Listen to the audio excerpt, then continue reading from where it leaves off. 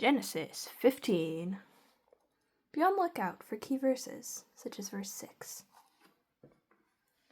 After this, the word of the Lord came to Abram in a vision. Do not be afraid, Abram. I am your shield, your very great reward. But Abram said, Sovereign Lord, what can you give me, since I remain childless, and the one who will inherit my state is Eleazar of Damascus? And Abram said, You have given me no children, so a servant in my household will be my heir. Then the word of the Lord came to him. This man will not be your heir, but a son who is your own flesh and blood will be your heir. He took him outside and said, Look up at the sky and count the stars, if indeed you can count them. Then he said to him, So shall your offspring be. Abram believed the Lord, and he credited it to him as righteousness. He also said to him, I am the Lord, who brought you out of Ur of the Chaldeans to give you this land to take possession of it. But Abram said, Sovereign Lord, how can I know that I will gain possession of it?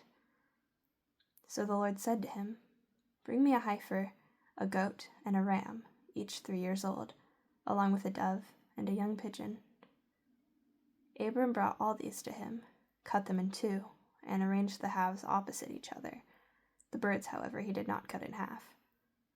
Then birds of prey came down on the carcasses, but Abram drove them away. As the sun was setting, Abram fell into a deep sleep, and a thick and dreadful darkness came over him. Then the Lord said to him, Know for certain that for 400 years your descendants will be strangers in a country not their own, and that they will be enslaved and mistreated there. But I will punish the nation they serve as slaves, and afterward they will come out with great possessions. You, however, will go to your ancestors in peace and be buried at a good old age.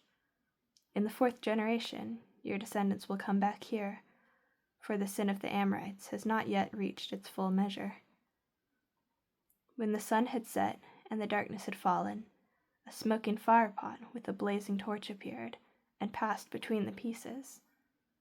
On that day, the Lord made a covenant with Abram and said, To your descendants I give this land, from the Wadi of Egypt to the great river, the Euphrates, the land of the Kenizzites, Kenites, Cadmonites, Hittites, Perizzites, Rephaites, Amorites, Canaanites, Girgashites, and Jebusites. Wow.